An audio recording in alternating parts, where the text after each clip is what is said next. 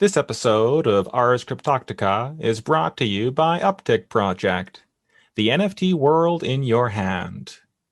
Uptick is a decentralized mobile app built on top of the Uptick protocol. Manage your NFT-based digital assets with a focus on entertainment, sports, and the creative industry. Whatever your need for NFTs, Uptick has you covered. This is episode 19 of NFT podcast Ars Cryptotica. The focus today is on the experience of women in the NFT space. Henry? Yeah, this is exciting. Participating in the spaces, the Twitter spaces and the Clubhouse spaces, I've gotten to know a lot of really wonderful artists and powerful voices and personalities. All these women that are joining us today fall into that category of people that are making an impact. And as artists, as activists, as voices for change, voices for empowering women, and for empowering artists. So I thought we would have a show that dug into a little bit of what's going on now. What is it like to be a woman in the NFT space? Are there any differences? Are we seeing growth that they maybe perhaps have been excluded from in the analog world, the analog art world, or the world in general?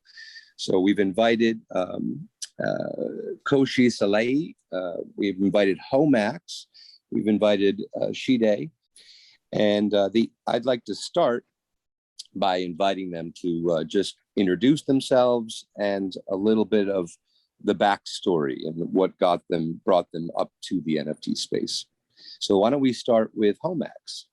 Hi, thank you for your opportunity here. I prefer to go by Homax around here. I'm an architect and a 3D artist, and I got familiar with the NFT world around a year ago, I think. But I've been technically in it and doing it, if that's what we're going to call it, for about a couple of months, maybe 5 months or something. The thing that attracted me about this whole technology rather than the community, because before, back then I didn't know about the community, was that I could express myself in the way that I wanted to. It was kind of different from what I was used to in my workspace. So that is the reason I got interested in it. And I've been trying to create, let my imagination run wild, as I always say, with the NFT space. I think it's a good opportunity for all of us to do that. Now, you said the difference between your traditional working life and this space. Maybe it was wonder if you could point out some of the real differences that have drawn you to the space.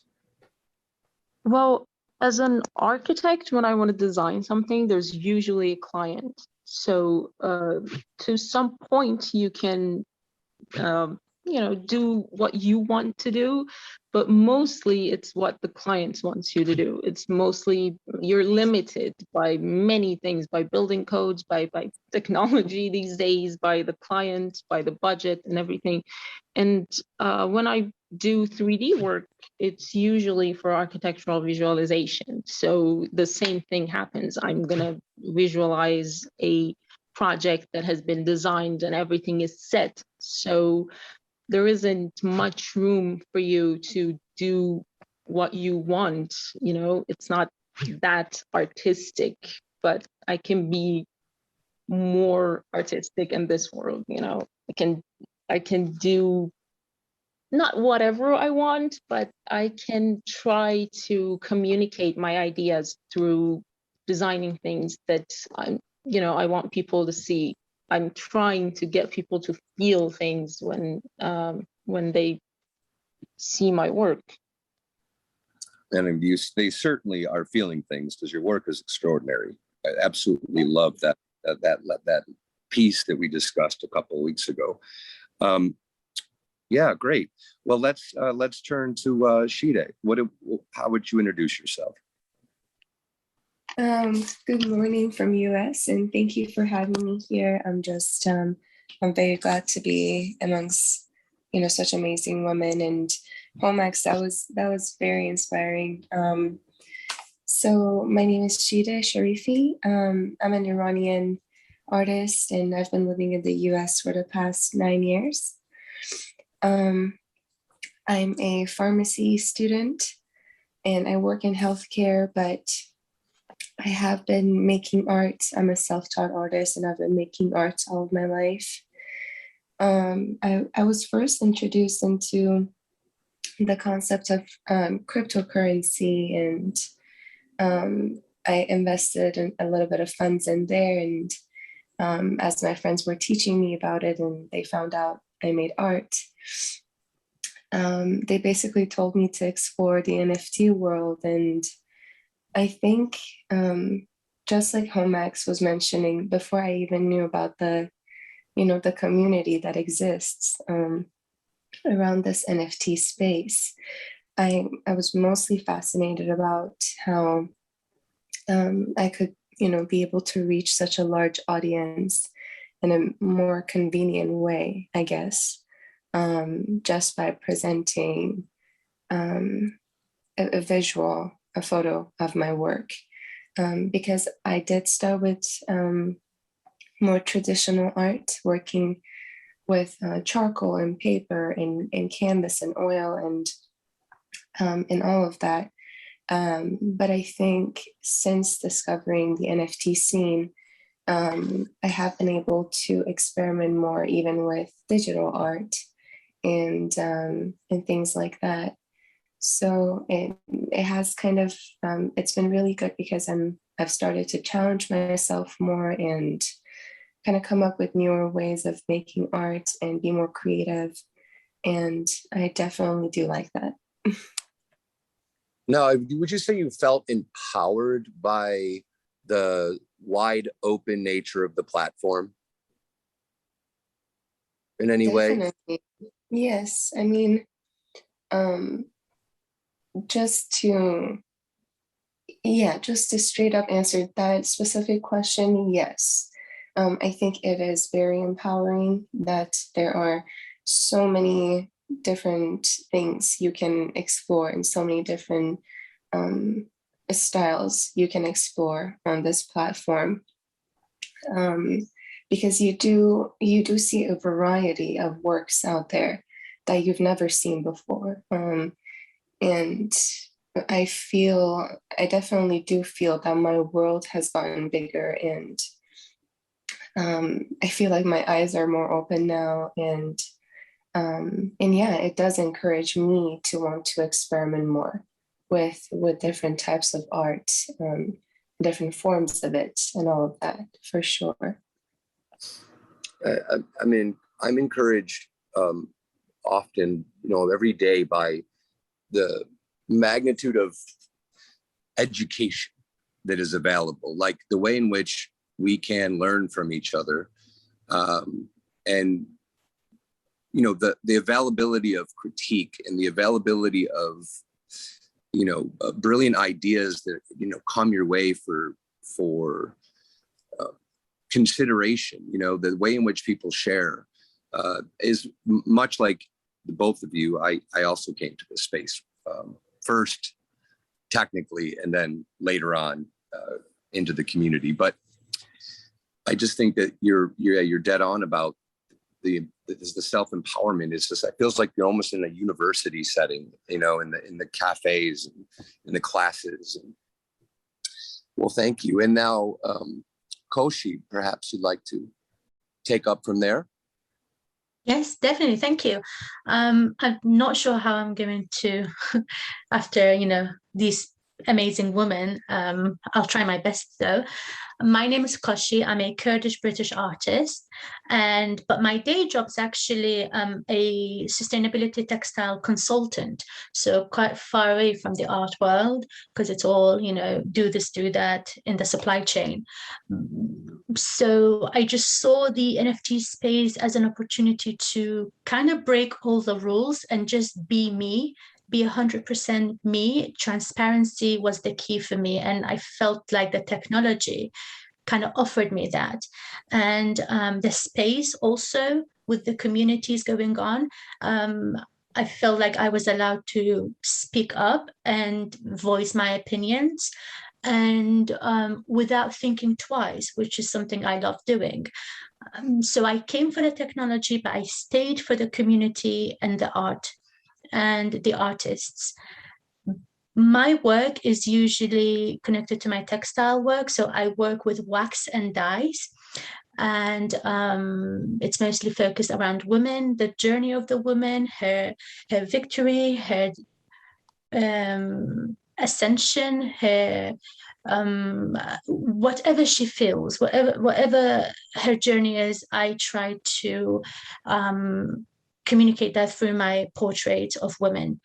I love creating movement in my portraits, as if something is happening right now, right there, as if we are able to read her thoughts. I love creating that. And I think the dance that I create between dyes and batik, and kind of helps me communicate the lady's thoughts. That's it. That's me. I think, you know, in your work, there's an amazing presence of light too. You really embody light in all of your works, which I'd love to hear more about that. You seem to explore that, like light as one of is kind of almost like a subject matter. Definitely. It's all to do me trying to communicate the aura and the energy around that lady, around the character that I'm trying to present to the world. And I feel like we do all have auras and different colors, and we know from color, from our body language, whether our skin is dark, or we're trying to hide it, or we're trying to show our scars.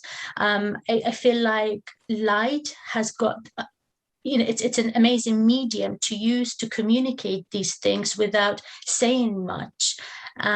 So using aura, what's going on, light around the character, I can say a lot, and we can find out a lot that she's going through. So light is definitely one of the mediums I play with when I use my dyes and batik and everything else. The pose, the clothing she's wearing, light is definitely something that helps me communicate. Oh, right. Well, and to that point, I would say Homax, the same idea of ambient light is so important to your work, in that there are places in spaces in real environments. Wondering if that's a subject matter for you, that you consider light as a concentrated effort in the building of your pieces.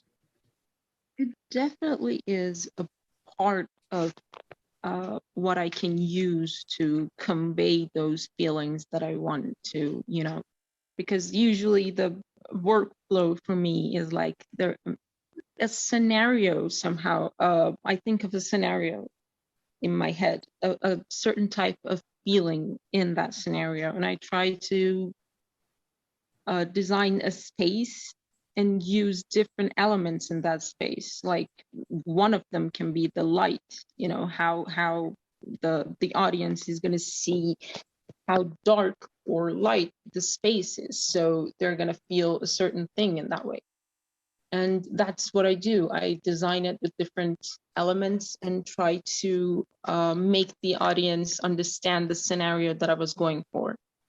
I try to write a little about it in the description, but mostly I want others to somehow feel it the way they want to. And it's almost like, would you say you try to humanize the houses, the structures, that they because I come across to me as being somewhat heightened emotionally or spiritualized in a sense, and I mean that in a non-religious sense, just spiritualized by maybe the design mechanics or your vision for these spaces?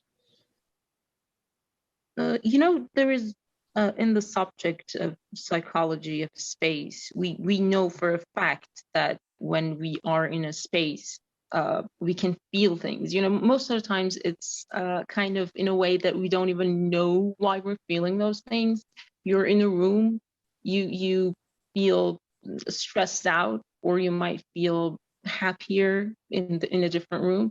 So yeah, there is somehow maybe a spiritual sense to any space. There can be, but it's not very heightened. It's very unconsciously, it happens unconsciously. But well, in my designs, I try to make it more conscious. I try to exaggerate it so that it can bring up, more feelings. Now, I remember the piece that I first collected of yours with the psychology of the room. And that was the topic that you brought up when we discussed it. And I was wondering if then psychology or a psychological approach to the space that you're developing is front and foremost in your mind. If not spirituality, perhaps psychology, yes? Yeah, it is. It can be a better word for it than a spirituality, but yeah, the psychology of it is more important to me. In another work of mine, I don't know if you've seen it or not, there's this phase where you, the audience or anyone, is in a very crowded space with long, tall buildings and a lot of sound and noises, and then goes into a place that can change the scenery altogether. You can see a warmer light there with nature around you, and that definitely brings up feelings in you. So yes, I know that piece. I know that piece well. Where you enter the door at the far end of an alleyway. Yeah. Is that the one you're talking about? Yeah. Yep. Oh, I love that piece. Yeah, I definitely love that piece. So then I would ask Cheetah, now with your work, I always feel like there's some like mystical or mythological, like you try to just embolden the scenes with this larger than life characteristic. And I was wondering the symbology, the way in which you bring in strong symbols, like what is the tactical approach for you there? How is that informing your vision? Yes. So I think something that I really feel lucky about is my mother is also an artist, and all her life she practiced art kind of in a more hidden way, I guess, because her family didn't really support it, and there were so many things that she wanted to explore, but she never got to do it out in the open. And she was also an actress and an artist and wasn't really supported. But what she did for me is, since I was a child, I feel very, privileged that she allowed me to explore with all different medias, do sculpture and oil paint and all sorts of art. And something that really always stuck with me is using a lot of different colors when I'm trying to portray a rush of too many emotions or too many thoughts. And that has really stuck with me. So a lot of times I use many different colors, maybe pouring out of my figures' brain matter, or as their tears, or just many colors to show that wide range of emotions for my character in my paintings. And I always try to have my drawings come from a place of personal experience and personal feelings. And I guess, yeah, I just like to treat the body and the mind as a sanctuary and as a sacred place. And I like to speak with kind of these code languages and I don't know, in my work. I use the butterfly symbol sometimes as a form of freedom, or I like to use the ladybug symbol a lot as a form of, how do I explain it? As women, we tend to bring a lot of luck into other people's world, and we tend to bring a lot with us, but we don't always get all of that back. Or I use a lot of symbols such as an apple as to show innocence. Little things like that. But I do like to talk with these symbols and codes in my drawings a lot. Yeah, I really get this feeling of almost an overwhelming expression, like an overabundance, like a cornucopia of ideas and symbols, and this, like you said, the splashing around of color, and the scenes always feel larger than life, and I find that fascinating. What you just said about, as women, you bring more to the world than you get back, and I think that's a powerful statement. I'd love to hear more about that. If Homax or Kashi would like to comment on that comment, I think it would be interesting to hear your perspectives. It's definitely a statement. It's definitely a true statement. I don't think there is any negotiations there. It's been proven so many times that women bring luck to a community, to a society, to their home, to their husbands, to their partners. It's because we know how to truly commit to a responsibility. And when you commit to responsibilities, you create luck. Luck is just an illusion. People think it comes when it comes, but it comes when you're prepared. And women commit. And when you commit, you're prepared for anything, for the bad and the good. Brilliant. That's not to say men cannot commit. It's just we do it much stronger. And, throughout history, throughout societies, throughout cultures, it's been proven over and over. Thank you. That was a beautiful response. Yes, I completely agree with that as well. I would love to hear what Homax has to say about it as well. Oh God, I would. It's hard for me to say this after the beautiful things that you just said, but I'm gonna not agree with what you said, if that's okay. I'm sorry. I'm not really a fan of double standards. So I usually don't want to care about what gender, a person has, or their ethnicity or their culture, or all of this does not really matter to me that much. Maybe in, again, a psychological sense, if we say that women can multitask better than men, maybe in that sense we can sometimes find that women can be more productive in a community because they can take more than one role at the same time. But other than that, I don't know, it's just hard for me to bring up a very bold statement to say that like women bring luck or certainly do things better than men. I don't know, but that's just me. Thank you. Hi, Max. I'm sorry, Henry. Can I just ask you, is it because you've never experienced that certainly in a group or in a household, women do physically, mentally, and emotionally take the larger responsibility and commit to it longer term? Have you seen men do the same thing, or have you just not experienced a role model that's female truly do that?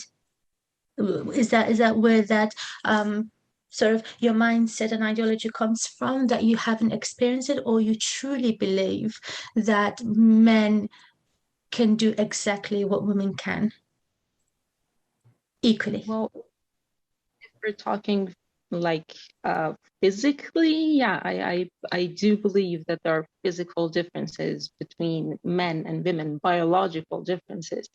But to say that one of them, can do something truly better than the other one, that's not what I've experienced, and not just in my household. I've seen more of a equal role for them in my household and in my surroundings. And I know that the society does not want us to see that equality in them most of the times. But I don't want to bring up that double standard when it comes to gender, male, female, whatever the sexual identity of a person is. They can excel at whatever they want if they have the potential, no matter if they're a woman or a man. So I don't know.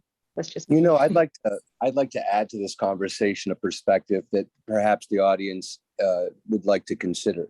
Now, I am kind of respectful and deferential to both views, and I would say the backstory of a woman originally from Kurdistan and a woman from Iran in severely patriarchal societies has probably informed their perspectives, their activistic sensibilities, and their desire to grow out of that forced perspective on what they are in society, as now they have the ability to take on that responsibility and to reclaim what was forcibly lost, at least publicly speaking, in their original homelands.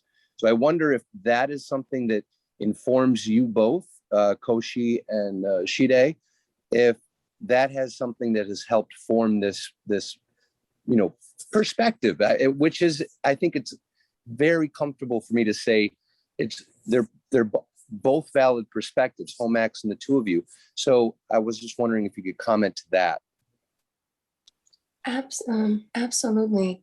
And this is very fascinating because we're getting to learn, as you said, different perspectives from fellow women in the same field. And it's very amazing. But so I was born and raised in Iran until I was 16. But I think a lot of my personality has formed while I was, growing up in the US. So even though my mother kind of experienced a more restricted life because of living in Iran, I was able to be more, and I'm hoping I'm using the right words, more liberated and more free and myself, and explore, all the options that were available to me here in the US.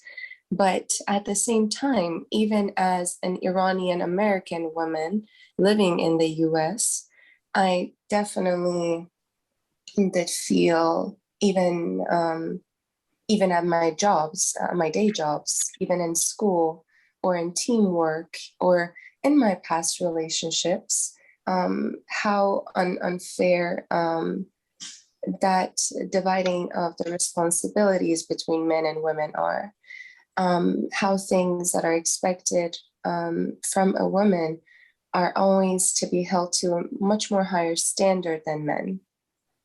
And I'm not sure why this is. And Homax's opinion was absolutely, wonderful and very respected. But I think the society does want you to think that double standard doesn't, I guess, exist, and everything is rainbows and sunshine, and there's equal opportunities for both. But I personally did not experience that, whether in my country or whether in the US. I think the reason there may be a higher chance for us women to thrive and succeed in the NFT scene is mostly because, to a point, unless you choose to reveal, your gender does not show behind your art unless you choose to reveal it. And so in the beginning, people will get to just see it as what it is, as a piece of, you know, beautiful artwork. But I think a lot of times, just because we are women, we are expected to fulfill those standards to a higher degree. Even when Homax was saying on a biological level, even our bodies are not made the same. And I'm just going to be very frank and say it. We go through a menstrual cycle every month. And for a lot of us, it's a painful experience. And at the same time, we have to function, we have to go to work, we have to get our school things done.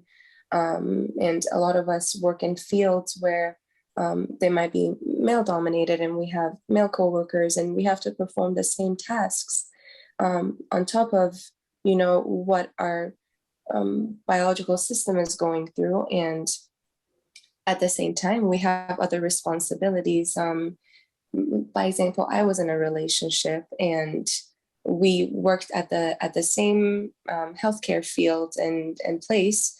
But when we go home, I would have to, you know, I would cook, and I would do this and that. And I don't know if it was my upbringing or it was the culture or just, I know a lot of women tend to do this. And why has it been known to be more our responsibility? Or why is it that we think that we can juggle so many things, you know, or we kind of have to make everything go smoothly. We have to step it up and take responsibility and charge. And it's not that I want to believe it to be this way. It's what I've seen in 99% of the lives of women around me, I guess. So I guess that's just something to think about. That was what was going on in my mind when I said what I said earlier. So. If I may add something to this, is it okay? Yes, it's open forum. I just wanted to clear something up about what I said. I totally understand what you're saying about the differences in the social opportunities that we get as men, women, and other sexual identities. I've tasted patriarchy. I've tasted misogyny. Okay, we all have. But what I'm saying is that if we want to make a difference, if we in a perfect world, you know, we're not living in a perfect world. In no place in the world are we seeing equality in the best form that it can be. But I'm just saying, if we want to reach that equality, we need to be very careful about how far we take it. You know, we can't just fight for a level of equality and then suddenly in some parts of what we say, we just bring up another type of double standard. So that's just what I'm saying. I try to be very careful about these things. The parts that are biological or physiological, the parts that are about the social behaviors, you know, towards any of the genders, that those parts are truly there, and we can talk about them all we want. But other than facts and things that we see, I try to be very careful so that I don't bring up another type of you know, problem or issue for between men and women other than what really is there. Is there something to be said about leading always publicly with your strength versus, like, so I'm listening to you three and I'm hearing that I know Kashi's activism. I know that she wears it on her sleeve, and that she's fighting for a population of women that is primarily oppressed in such a way that, you know, your perspective would not be tolerated or allowed. I mean, could even end your life. So I do understand the need to be vocal about that. But I also understand that if we're trying to position ourselves in the working space of the NFT market, that perhaps leading with your strength is, or how can I say this? If you listen to men talk about in the spaces where there isn't a woman present, or if you listen to men, as I have heard said, this idea that a woman referring to herself with weakness or the problem of being a woman, like with, for instance, the women getting not called up in the spaces. So that has been a topic of conversation I've heard many times. That complaint is somehow a negative against them. And I wonder about how you all feel about that, that there's this perspective that you can't complain.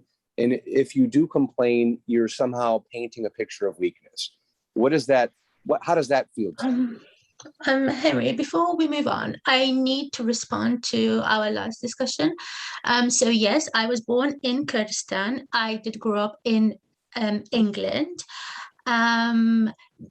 My opinions and perspective does not come purely based on what's happening to women in my homeland. It comes from what's happening to women globally. Now, yes, there is oppression of women in that part of the world, but I also talk about the pay gap that we experience here in the Western world. I also talk about the inequality that happens in the beauty market. I also talk about how women's clothing is priced higher because we are manipulated and forced to think that we need to change outfits 24/7. Yes, I know men are catching up and they are also under pressure now to look their best, but not as women experienced it. So yes, women in my country, homeland country, they are oppressed due to certain ideologies, but no, it's not just them. I do point out everything that goes around here in the Western world too. Women do experience, a high level of them experience physical abuse, mental abuse from not just their partners or fathers, sexual abuse from the industries themselves, beauty industry, fashion industry, even healthcare industry. I know that women are not being treated properly. So it's not, my perspectives and opinions do not come purely based on, what's happening to women in my homeland. It's coming from what's happening in our reality right now globally, and everywhere women are being targeted to be manipulated or shaped and formed in certain ways. I just wanted to clear that out. And I just spoke up and I was called an activist. So I didn't say today I'm going to be an activist. I woke up and I said today I'm going to stop not speaking up. And then I was labeled an activist, and that's fine. So I just wanted to clear that out. We can move on now to the next question, please. And Shaydan, Homax, I do respect your views and opinions, but can I also respond to Homax? She said she's very careful not to create a double standard or not to let a double standard be born out of what we're doing. I've already kind of talked about this to Henry in a space. Yes, I agree with you. We need equality. We need to respect men and women equally. That's not up for debate. It has to be done. But before we go to that stage, we need to realize that there's a scale and it's been tipped and broken. And men are on pedestals everywhere, where women are being manipulated and treated in a way that affects their mental, physical, and emotional health. I'm done. Thank you. Kashi, that was very beautiful, and I think I also do want to add how much I respect, everyone in the panel, but especially the women here, and I love hearing from both of you, and I do want to agree with Kashi John, because my upbringing and just my background is not why my opinions have formed this way. It's mainly because of what I have experienced as, a woman living in the United States, but also an immigrant woman living here, which kind of adds on to that situation. I did work at a job, and you're right, in healthcare, and I was way overqualified. I had 2 bachelor's degrees compared to someone who didn't even have any degrees, and they were just only a man. And I worked 2 years at that job, and they experienced growth in their title, and I didn't, until I basically switched to a new position at another location. And because my supervisor was a woman, she saw my potential and gave me the opportunity to fulfill the role that I should have fulfilled 2 years prior. Unfortunately, things like this exist a lot, and I completely agree the fact that our hairstylist, even if we have short hair, it costs $250 compared to a man going to the barber shop and getting a cut for $30-50. There's a lot that goes on, whether we want to talk about it or not. And we appreciate that we are able to bring it up. And just to kind of fill in on the aspect of the spaces, and if they are overpowered by men, and yes, they absolutely are. I think the first time I ever spoke up in spaces, it was a very much smaller space, maybe 12 people or something like that. And there were men up in the panel as a speaker in those spaces. And I think because it was a smaller room, they did encourage me to speak up. But then I have to give thanks to the women in the NFT scene for making me come out of my shell and speak more and give my opinions and hold my own spaces. It was because of women like Penelope. Hopefully she can join us today, but she is absolutely amazing and encouraging to other women in the NFT. And she was one of the reasons that I spoke up and decided to hold my own spaces. So yeah, I guess I feel like when we enter some of these, like you said, chat rooms or spaces or whatever, and there are several men up in the panel, and they get into the conversation and they really don't care most of the time. I'm not saying all men are like this, but majority of the time, when you go and there's 5 or more, or even 3 or more men up in the speaker panel in the spaces, they kind of go on and on without any disregard to whoever else is in the room, or without checking with anyone if they want to give any opinions. But as women, we tend to, just like what Homax was saying earlier, we are just better at being sensitive, I guess, and multitasking.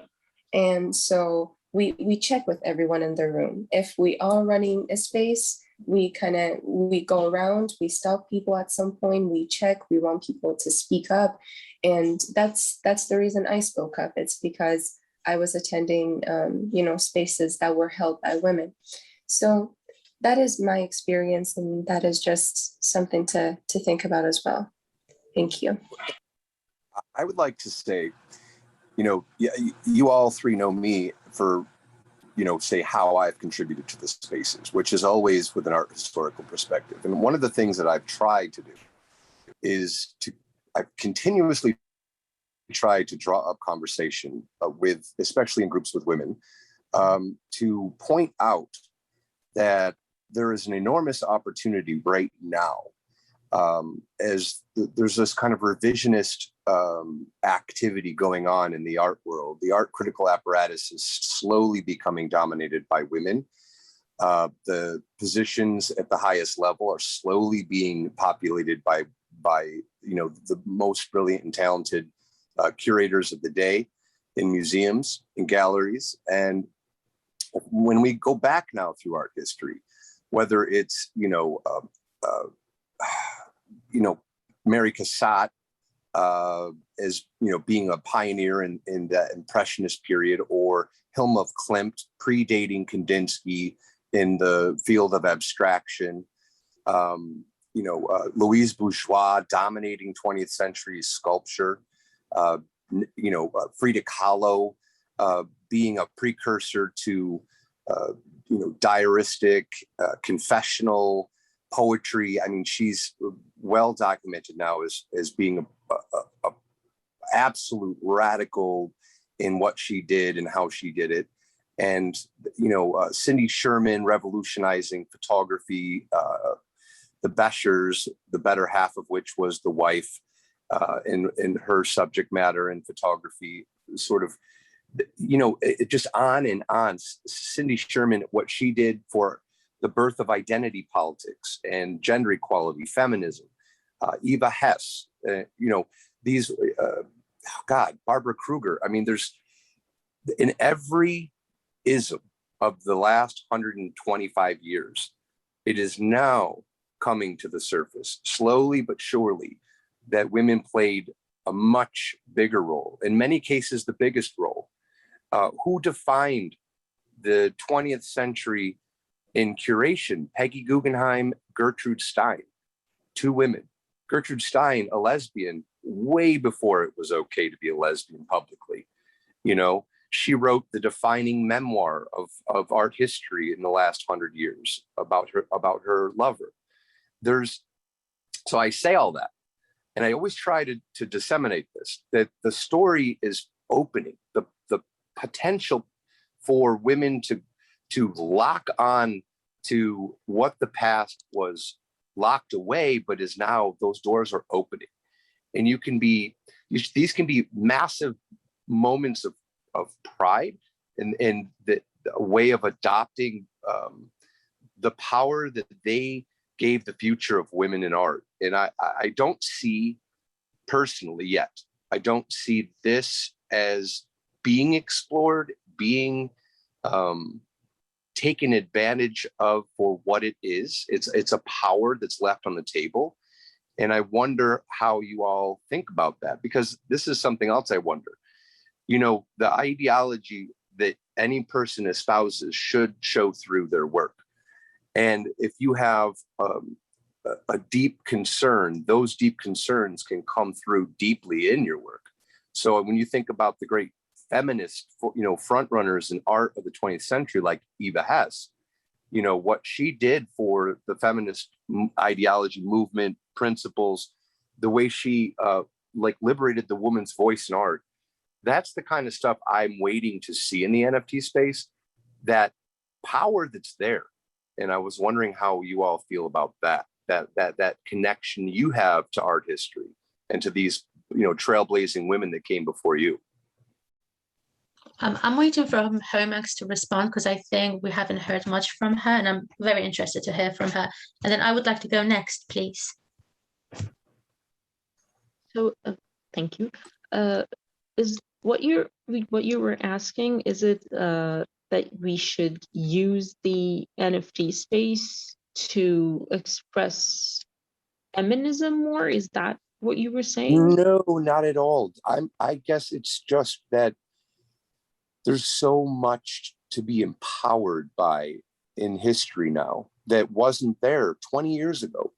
They were invisible. Every woman I mentioned, for the most part, was invisible 20 years ago. And the world is starting to take notice of the contributions of women, and it's sad. But this revisionist practice, which is being led by women, is opening up a lot of doors to the potential for, you know, owning your history. And I guess that's the question: is do you have a sense of this history being empowering? And if not, why? Well, it is empowering for sure, because we are in the, I feel like we're in the beginning of something. The technology is new, the community is new, the more people are trying to understand about what's going on inside of it. So there is a better opportunity for a lot of us to be seen, and that is amazing. That's something that doesn't happen very very much in the history for anyone. So it's liberating the way that we can, any ideology that we have, we can show it to the world, and if we are successful with a little bit of luck, we can be seen by the audience that we want. But it definitely needs a little bit of working on, because as I just said, it's the audience is there. You just need to try to catch their eyes. Do you have inspirations, muses, historically speaking? Are they all architectural? Usually, mostly they are, yeah. Yeah. Is it, you have an interesting, I mean, you have one of the more interesting paths of most of the people in the NFT space. I mean, being an architect, trying to bridge the sort of cold science of architecture as a means of getting things built, to the beauty and the transcendental quality of psychology of space. Like, that's an interesting bridge over from. And I think, I commend you for that effort. It's fascinating to me. That's why I follow your work, because it's fascinating and challenging. And I see you doing something that hasn't really been done on the scale that you're doing it. So that makes sense that you're inspired primarily by architects, but I just wondered if what other type of influences you might have drawn from. Well, for me, it has been mostly architecture, because I've been, I saw this as an opportunity to do something new, even, not just for myself, maybe something new that could lead somewhere good for some other people. And that is what I'm basically trying to do. I don't know, I still don't know if I should call myself an artist in this space. I don't know that. I'm not, maybe I'm not confident enough to do that. I don't know. But I'm trying to make a change in my own scale. I'm not a big person. I'm not a big shot in the community. I'm just trying my best to take advantage of this new opportunity that everyone has, regardless of who they are, where they live. That's why I never talk about my ethnicity. If I could even hide my gender, I would, but well, I didn't. But it doesn't matter. Our age doesn't matter in this space, because I'm seeing 14-year-olds, I'm seeing little kids, and I'm seeing grown-ups doing their best in here. And that is the beauty of it. That is what amazed me to begin with. Well, and the thing about art is that when it's done well, it tends to be larger than the artist. So the project takes the lead. And I think that's happening with your project. I do. I really feel it. The Hallmax project is so completely identifiable with you. But for me, it stands out because these are very challenging topics. I can't see you as anything but an artist. I know you're an architect, but because I believe that art is all about intention, that where the intention has artistry, or that it's sought after impact is goes beyond pure aesthetics, that it finds itself in the realm of art, because art is about informing culture, right? So at the micro level of your process is contributing to a macro level of culture over the long run, and that intention is there. I mean, I've heard you say it 3 times, 3 different ways today, that you have an intention to make a difference, or an intention to change a current state and transcend that state, for architects or for, the people that would follow you. So there's an intention to inform culture, and that's what art does.